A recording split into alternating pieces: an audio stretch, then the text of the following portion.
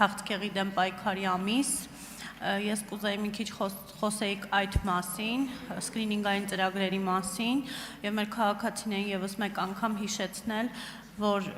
վաղաժամ հայտնաբերված հիվանդությունները ավելի հեշտ բուժելի են, քան արդեն բաց թողված վիճակում։ Շնորհակալություն։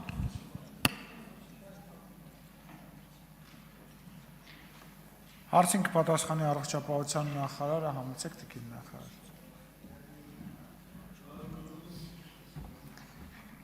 Շնորհակալ եմ Տիկին Հունանյան հարցի համար, այո, հոկտեմբերը կրծքագեղձի քաղցկեղի իրազեկման ամիսն է եւ ամբողջ աշխարհում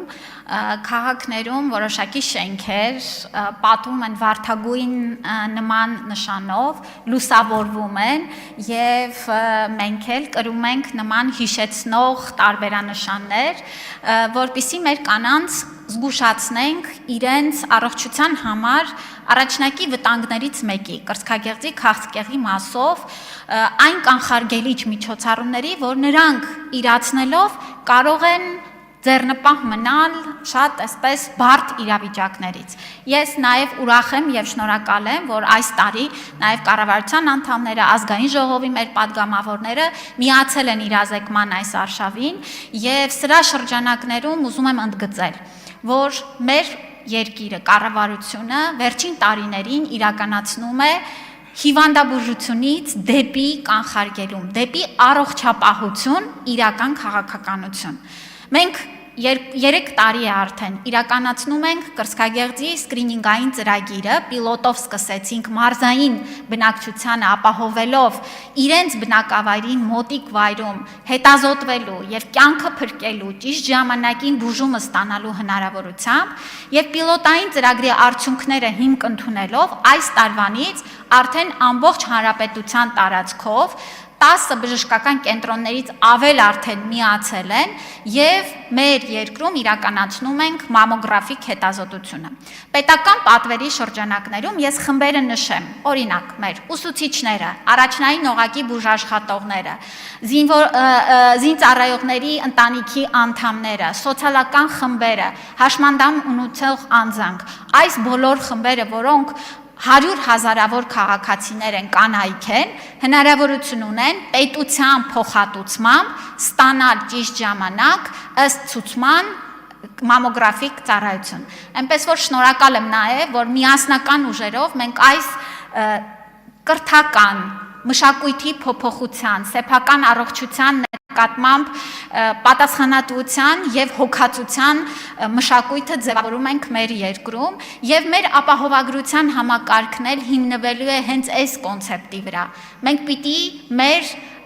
ուշադրությունը, ֆինանսներն ու ներդրումները ուղենք կանխարգելման, վաղ հայտնաբերման եւ շատ ավելի ծախս արդյունավետ բուժման վրա։ Եթե չանենք այդպես, համակարգը կծանրաբեռնվի եւ մեր բոլորի վրա այդ ծախսը շատ ավելի մեծ կլինի մեր կանանց եւ ընդհանրապես բոլոր առումներով առողջությունը ապահովելու համար։ Այնպես որ սիրելի կանայք, ոչ միայն հոկտեմբեր ամսին, մենք հիմա ենք իրազեկում, բայց ամբողջ տարվա ընթացքում մոտեցեք, հետազոտվեք։ Արձագանք։ Շնորհակալություն Տիկին Ավանեսյան եւ կխնդրեի ձեզ մի փոքր էլ խոսել Թալին բժշկական կենտրոնի մասին, որ վերջերս բացվեց,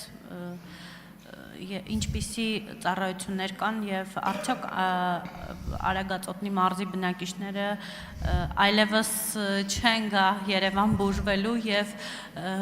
կբուժվեն հենց Թալին բժշկական կենտրոնում, այսինքն կստանան համապարփակ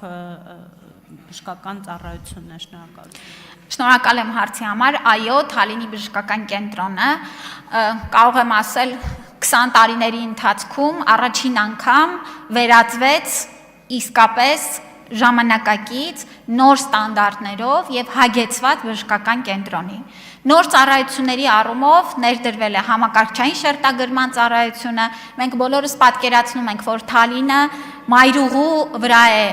ուրեմն նաև շատ մեծ հոսք ապահովում դժբախտ պատահարների պարագայում եւ սա է մեր նոր ստանդարտը։ Բժշկական կենտրոնը պիտի ունենա բավարար սարքավորումներ ապահովելու անհրաժեշտ բուժօգնությունը հենց տվյալ վայրում։ Հաջորդիվ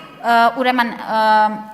լապարասկոպիկ վիրահատությունների մասով։ Վիրահատարանները հագեցված են ամբողջական նոր սարքավորումներով եւ սա է մեր քաղաքականությունը։ Վերակառուցել, կառուցել, համալրել բժշկական կենտրոնները եւ դրա հիմքի վրա էլ մասնագիտական նաեւ ներուժը ուժեղացնել։